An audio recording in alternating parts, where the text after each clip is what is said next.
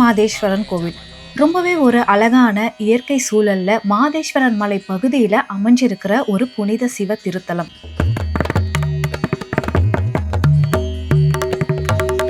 இந்த மலை மாதேஸ்வரன் சிவனோட இன்னொரு அவதாரமா பார்க்கப்படுது. இது தமிழ்நாடு மற்றும் கர்நாடகா பக்தர்களுக்கு பெரிதும் போற்றப்படுற ஒரு ஆன்மீக ஸ்தலமா இருக்கு. இந்த கோவிலோட வரலாறு, புராண கதைகள், நாட்டுப்புற காவியங்கள், பக்தி மரபுகள் இது எல்லாமே ரொம்பவே அழகானது, ஆழமானது.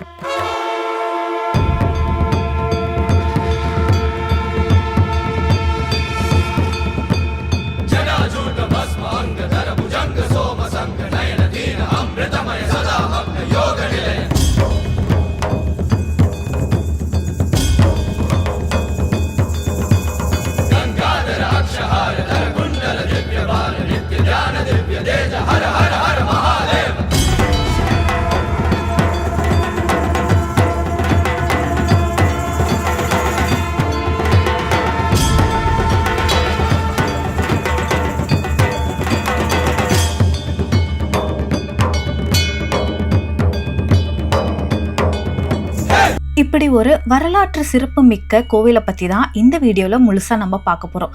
இந்த கோவிலோட வரலாறு, புராண கதைகள், நாட்டுப்புற காவியங்கள், பக்தி வழிபாடுகள் இது எல்லாத்த பற்றியும் தான் இந்த வீடியோவில் ஃபுல்லாக பார்க்க போகிறோம். ஸோ கடைசி வரைக்கும் வீடியோவை ஸ்கிப் பண்ணாமல் பாருங்கள். So this is Hema and welcome back to my channel.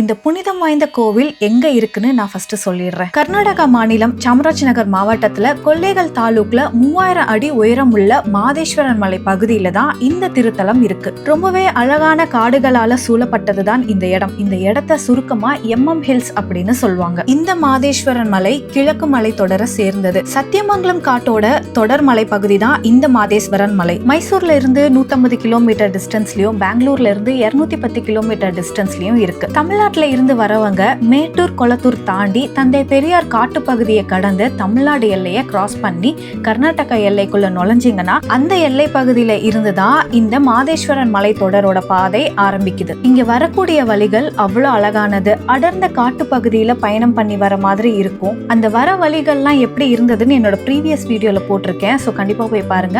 And இந்த வீடியோ ஃபர்ஸ்ட் பாக்குறவங்க கண்டிப்பா ப்ரீவியஸ் வீடியோ போய் பாருங்க. ஏன்னா அதோட தொடர் தான் இந்த வீடியோ. இது ஊட்டி அட்வென்ச்சர் சீரீஸ்க்கு தொடக்கமான ஒரு வீடியோ தான். முதுமலை காட்டுக்கு போற வழியில நாங்க என்னென்ன இடங்கள்லாம் பார்த்துட்டு போறோம் அப்படிங்கிற வீடியோ தான் இந்த வீடியோ. ஸோ இந்த வீடியோல மலை மாதேஸ்வரன் கோயிலை பத்தி நம்ம நிறையவே தெரிஞ்சுக்கலாம். ரொம்பவே சுவாரஸ்யமாவே இருக்கும். ஸோ கடைசி வரைக்கும் வீடியோ ஸ்கிப் பண்ணாம பாருங்க. முக்கியமா சப்ஸ்கிரைப் பண்ணிடுங்க. போற வழியில நீங்க இப்படி ஒண்ணு மேல ஒண்ணு கல் அடுக்கி இருக்கிறத பார்த்துக்கிட்டே போவீங்க. இது வேண்டுதலுக்காக பண்றது தான். எல்லாருக்குமே தெரிஞ்சது தான். இதெல்லாம் அதிகமா நம்ம பெரிய பெரிய கோயில்களுக்கு உள்ள பார்த்திருப்போம். இந்த இடத்துல பாத்தீங்கன்னா மலையில ஏறும் போதே இந்த சைட்ல எல்லாம் பாத்தீங்கன்னா கல்லு ஒண்ணு மேல ஒண்ணு அடுக்கி வச்சிருந்திருக்காங்க. ரொம்ப தூரத்துக்கு இதை நாங்க பாத்துக்கிட்டே தான் போனோம். ஸோ இந்த கோவில் எங்க இருக்குங்கிற லொகேஷனை நான் கீழே டிஸ்கிரிப்ஷன்ல கொடுத்துட்றேன். நீங்க இந்த கோயிலுக்கு போகணும்னு ஆசைப்பட்டீங்கன்னா கூட சேலம், மேட்டூர், தர்மபுரியில இருந்து உங்களுக்கு டைரக்டா கவர்மெண்ட் பஸ் இருக்கு. அதுவும் மேட்டூர் வந்துட்டீங்கன்னா கண்டினியூவா கவர்மெண்ட் பஸ் இருக்கு. ஒரு 55 கிலோமீட்டர் டிஸ்டன்ஸ் தான். 1.5 மணி நேரத்துல இந்த கோயிலுக்கு வந்துடுவீங்க மேட்டூர்ல இருந்து. சப்போஸ் நீங்க கார் இல்லைன்னா பைக்ல வந்தீங்கன்னா கண்டிப்பா இங்க உங்களுக்கு போலீஸ் செக்கிங் இருக்கு. கார்ல வந்தீங்கன்னா மறக்காம சீட் பெல்ட் போட்டுட்டு ஓட்டுங்க. அண்ட் பைக்ல வந்தீங்கன்னா மறக்காம ஹெல்மெட் போடுங்க. பின்னாடி உட்கார்ந்து இருக்கிறவங்களுக்கும் சேர்த்து தான். அதை விட முக்கியமா RC, இன்சூரன்ஸ், மெயினா பொல்யூஷன் சர்டிபிகேட்லாம் வச்சுக்கோங்க. கண்டிப்பா இது உங்ககிட்ட எது இல்லைனாலும் 1000 rupees ஃபைன் போடுவாங்க. ஞாபகத்துல வச்சுட்டு போங்க. ஸோ கோயில்ல கீழே இறங்குறதுக்கு முன்னாடி பாத்தீங்கன்னா என்ட்ரன்ஸ்ல உங்களுக்கு 30 ரூபாய்க்கு பெரிய வாகனங்களுக்கு டிக்கெட் வாங்குவாங்க. 2 வீலருக்கு எவ்வளோன்னு எனக்கு சரியா தெரியல.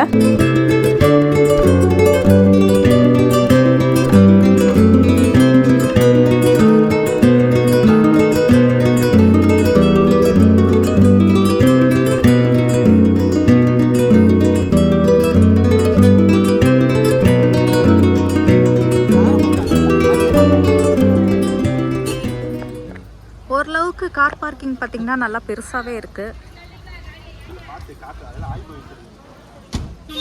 இப்போ நம்ம கோயிலுக்குள்ளே போவோம்.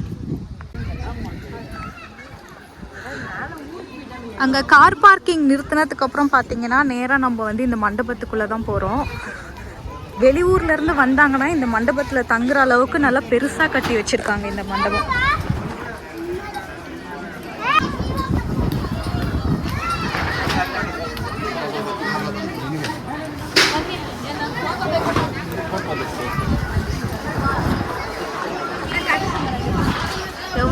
பெருசா இருக்கு பாருங்க மண்டபம்.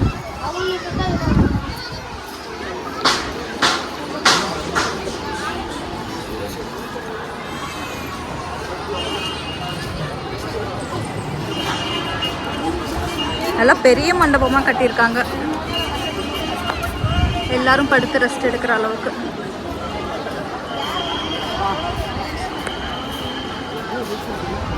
மண்டபத்துல இருந்து நேரா போனா கோபுரம் வருது நமக்கு. உள்ள போய் தரிசனம் பண்றதுக்கு முன்னாடி இந்த கோவில் உருவான கதைகளை பத்தி நம்ம கொஞ்சம் தெரிஞ்சுக்கலாம். மலை மாதேஸ்வரன் எப்படி உருவானாருங்கிறதுக்கு பின்னாடி பல கதைகள் இருக்கு. அதுல ஒண்ணு, 500 வருடங்களுக்கு முன்னாடி உத்ராஜம்மா அப்படிங்கிற ஒரு கன்னிக்கு மகனா பிறந்திருக்கிறாரு.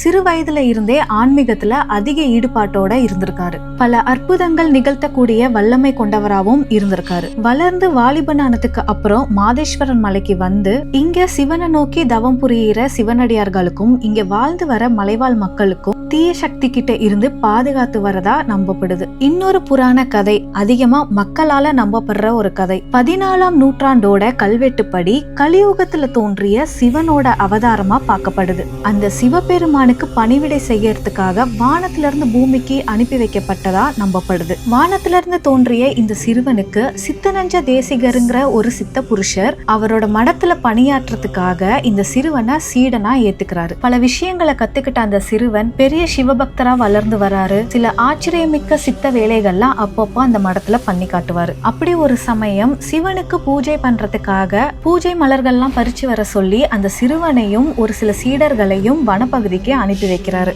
குருவோட கட்டளைப்படி சீடர்களும் பூ பறிக்க போனாங்க. பூ பறிச்சுட்டு மத்தவங்க எல்லாருமே திரும்பி வந்துட்டாங்க. ஆனா அந்த சிறுவனை மட்டும் காணோம். அந்த சிறுவன் எங்கன்னு மத்த சீடர்கள் கிட்ட குரு கேட்டப்ப, அவன் எங்க கூட வரல, அவன் எப்பவோ எங்களை விட்டு தனியா போயிட்டான் அப்படின்னு அந்த சீடர்களும் சொல்லியிருக்காங்க. கொஞ்ச நேரத்துக்கு அப்புறம் அந்த சிறுவன் பாத்தீங்கன்னா காட்டுப்புலியில அமர்ந்திருக்கிறபடி பூக்கூடையில பூக்களுக்கு பதிலா சில விஷப்பூச்சிகளை பூக்கூடையில நிரப்பி கொண்டு வந்துட்டு இருந்தான். புலி மீது அமர்ந்து வந்த அந்த சிறுவனை பார்த்து அங்க இருக்கிறவங்க எல்லாமே ரொம்ப திகச்சு போய் நின்னுட்டு இருந்தாங்க. அந்த சிறுவன் பாத்தீங்கன்னா சிரிச்சுக்கிட்டே அந்த புலியில இருந்து கீழே இறங்கி புலியோட தாடையில தடவுனாங்க. தடவுன அந்த நொடியிலே புலியும் மாயமா மறைஞ்சிடுச்சு. பூக்கூடையில இருந்த விஷப்பூச்சிகளை குரு கிட்ட காட்டிட்டு அங்க இருந்து குளத்து நீர்ல முங்கி எடுத்ததுக்கு அப்புறம் அந்த விஷப்பூச்சிகள்லாம் மணமிக்க மலர்கள்லாம் மாறிடுச்சு. அதுக்கப்புறம் அந்த பூக்களை கொண்டு வந்து சிவனுக்கு பூஜை செஞ்சான். இந்த செயல்களை எல்லாம் பார்த்து அந்த குருவும் அங்க இருக்கிற சீடர்களும் ரொம்பவே ஆச்சரியப்பட்டாங்க.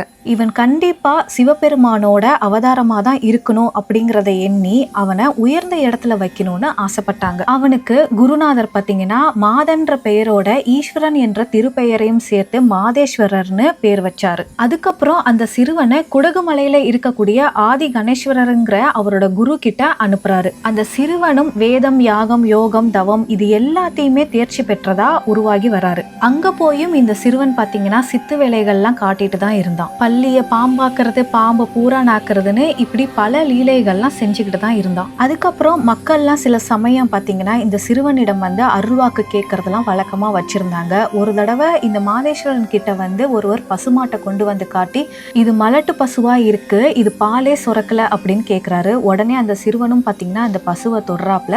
தொட்டதுக்கு அப்புறம் அந்த பசு நிறைய பால் சுரக்க ஆரம்பிச்சிடுச்சு. அது மட்டும் இல்லாம வர நோயாளிகளுக்கு நோயை சரி செய்யறது, விஷப்பூச்சி கடிச்சா அதையும் சரி செய்யறதுன்னு இப்படி பல நல்ல விஷயங்களை வந்து அங்க இருக்கிற மக்களுக்கு செஞ்சுட்டு வந்தாரு. அதுக்கப்புறம் ஒரு வளர்ந்த வாலிபனா திரும்ப மாதேஸ்வரன் மலைக்கே அவரோட பழைய குரு கிட்டயே வராரு.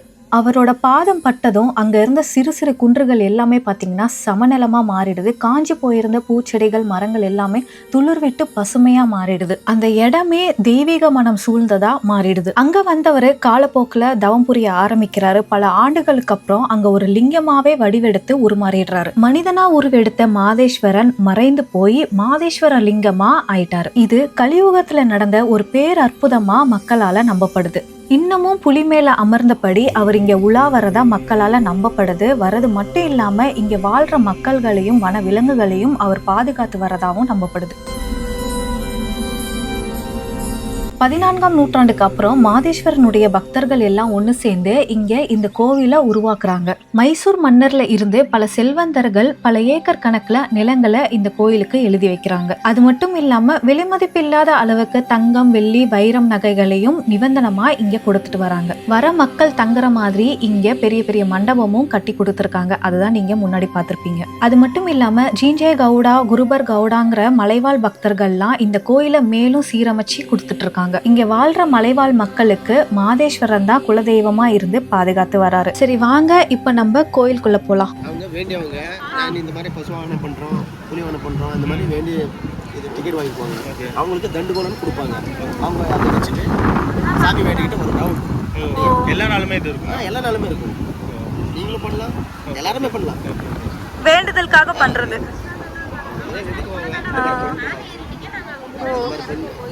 அவங்க சீட்டு கொடுப்பாங்க, சீட்டு அந்த மாதிரி அவங்க எல்லாம் அன்னதானம் அந்த பக்கம் தானே இருக்கு. இல்ல நடக்குது அந்த பக்கம். Okay okay, thank you. ஸோ வேண்டுதலுக்காக தான் பார்த்தீங்கன்னா இங்கே கையில் வந்து பெருசாக ஒரு இது மாதிரி வச்சுருக்காங்க பாருங்களேன். இதுக்கு 300 ரூபா பே பண்ணணுமா?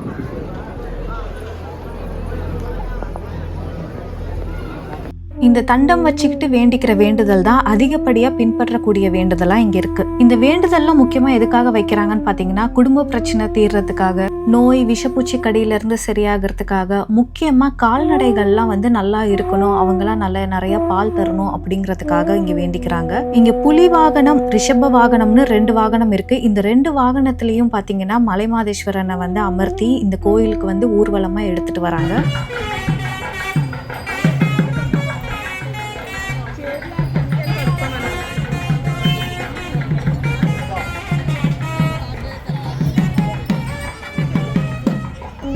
அதே போல தங்கத்தேர் ஊர்வலமும் பாத்தீங்கன்னா சகல நன்மைகள் அளிக்கக்கூடியதா நம்பப்படுது. சரி வாங்க நம்ம அப்படியே கோயிலுக்குள்ள போய் தரிசனம் பண்ணிட்டு வந்துடலாம்.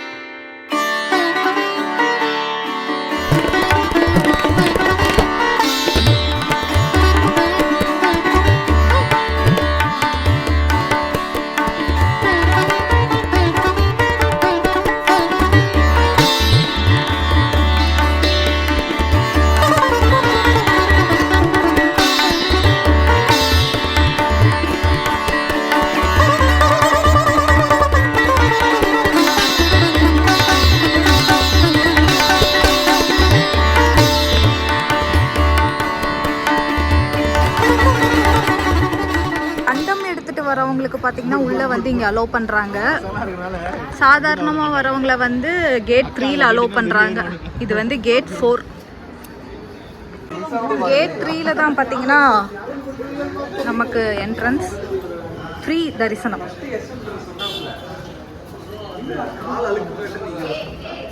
கூட்டம் எதுவும் பெருசாக இல்லை, அதனால நமக்கு வந்து போகிறதுக்கு நல்லா தான் இருக்குது. நாங்க மட்டும் தான் போய்கிட்டு இருக்கோம் இந்த கியூல, ஒருத்தரும் இல்லை.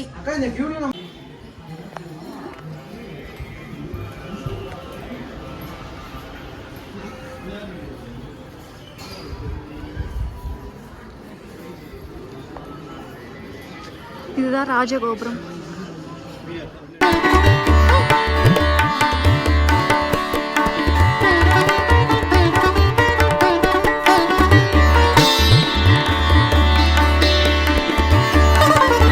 இதுக்கப்புறம் பார்த்தீங்கன்னா கருவறை வருது. வீடியோ உள்ளார வந்து எடுக்கக்கூடாது. அப்புறம் இங்கே வரவங்களுக்குலாம் வந்து பிரசாதமும் கொடுக்குறாங்க. முக்கியமாக நெத்தியில் எல்லாருக்குமே பட்டை போட்டு விடுறாங்க. பிரசாதம் கொடுத்துருக்காங்க.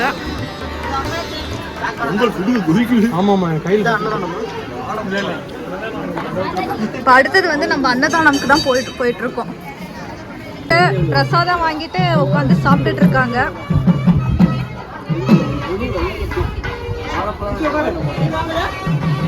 இங்க தெரியறாரு பாருங்க, புலி மேல உட்கார்ந்துருக்காரு மாதேஸ்வரன்.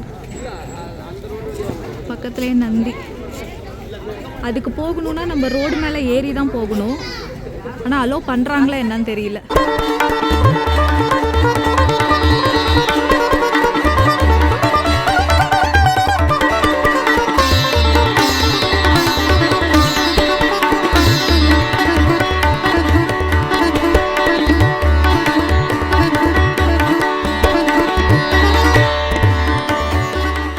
நம்ம இப்போ நந்தி சிலைக்கு மேலே போய் பார்ப்போம்.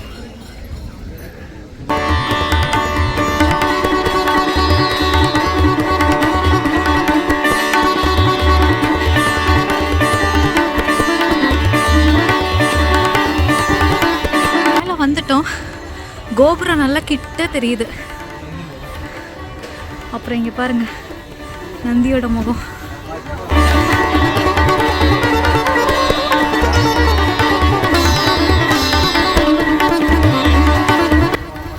அப்படியே இங்கேருந்து திரும்பினா ஃபுல்லாக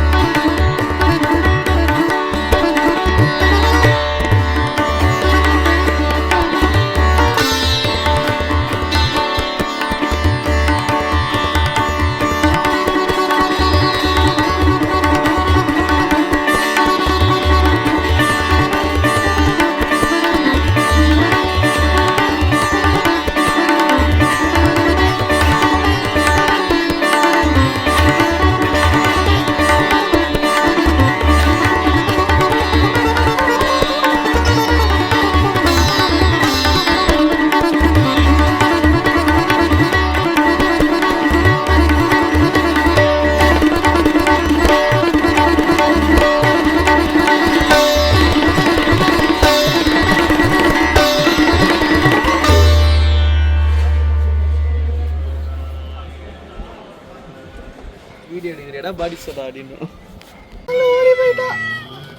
கொண்டாட்டம்டா உங்களுக்கு தான். நாயை துரத்துறானுங்கன்னு பிளடி பூனை கூச்சம் வர்றாங்க.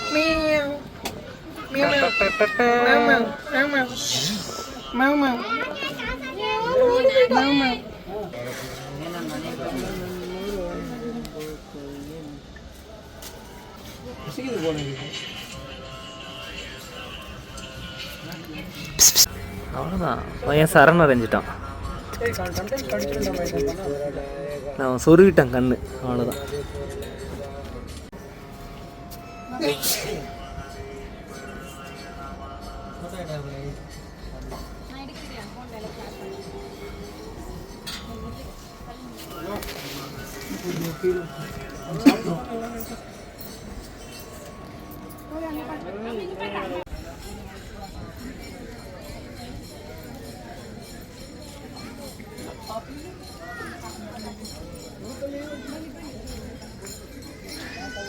இங்கே ஆப்போசிட்டில் நந்தி சிலை இருக்குது. நந்தி சிலைக்கு நேர் ஆப்போசிட்டில் கீழே போனீங்கன்னா உங்களுக்கு அன்னதானம் இருக்குது.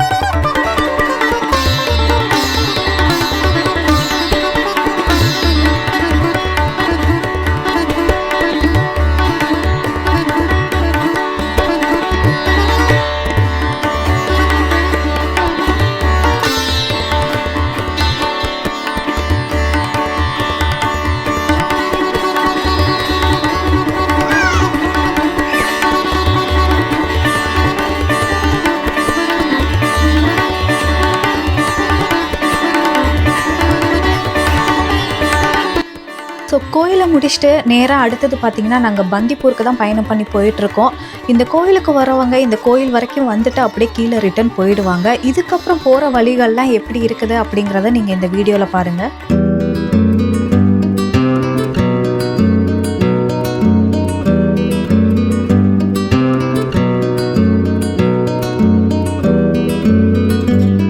இந்த எம்எம் ஹில்ஸ் மலை மாதேஸ்வரன் மலை எந்த அளவுக்கு ஃபேமஸோ அதே மாதிரி தான் பார்த்தீங்கன்னா இதுக்கு பக்கத்தில் பிஆர் ஹில்ஸும் இருக்குது. இதே சாம்ராஜ் நகர் மாவட்டத்தில் கொள்ளைகள் பகுதியில் தான் இருக்குது. அந்த பிஆர் ஹில்ஸ்க்கு நம்ம சத்தியமங்கலம் வழியாக தான் போவோம். ஸோ அந்த இடம் எப்படி இருக்குன்னு பார்த்தீங்கன்னா இயற்கை தன்மையோட சேர்ந்த ஒரு தெய்வீக தன்மையும் அந்த இடத்துல நீங்கள் உணரலாம். அங்கே முக்கியமாக 2 விஷயம் நீங்கள் பண்ண வேண்டியது இருக்கும். ஒன்று டீப்பான ஃபாரஸ்ட் சஃபாரி போவோம். இன்னொன்று அங்கே இருக்கக்கூடிய பில்லிகிரி ரங்கநாதர் கோயிலில் போய் ரங்கநாத சுவாமியை தரிசனம் பண்ணிட்டு வரது தான். அந்த கோவிலில் ரங்கநாத சுவாமியை நின்ற இடத்துல நம்ம தரிசனம் பண்ணுவோம். ஸோ நாங்கள் பிஆர் ஹில்ஸ் போனது, அதுக்கப்புறம் அதுக்கு பக்கத்தில் பார்த்தீங்கன்னா தாந்தலிங் திபேட்டன் செட்டில்மெண்ட்னு ஒரு இடம் இருந்தது. அங்கே போனது எல்லாமே பார்த்தீங்கன்னா நான் ப்ரீவியஸாக வீடியோ போட்டிருக்கேன்.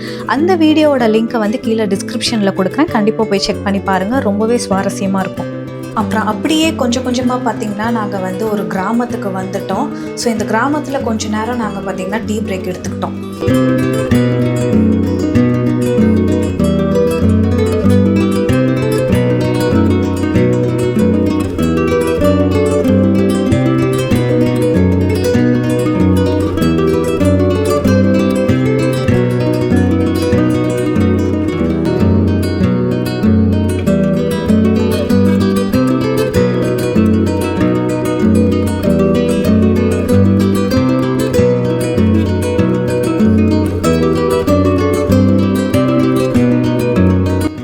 ஸோ எம்எம் ஹில்ஸ்லேருந்து கம்ப்ளீட்டாக இறங்கிட்டோம். சைடில் தெரியுது பார்த்தீங்களா மலைத்தொடர், அதெல்லாம் பிஆர் மலைகள் தான்.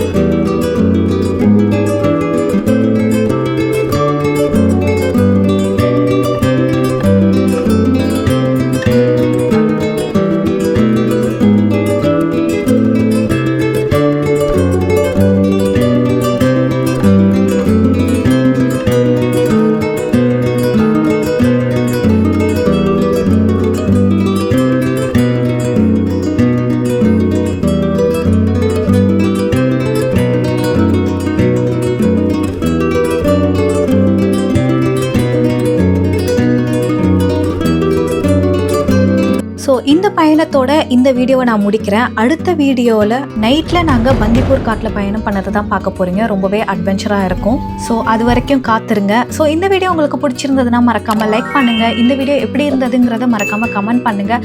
ஸோ என்னோட வீடியோ தொடர்ந்து பார்க்குறதுக்கு மறக்காமல் சப்ஸ்கிரைப் பண்ணிவிடுங்க. நான் உங்களை நெக்ஸ்ட் வீடியோவில் சந்திக்கிறேன். Until then, signing off, Hema.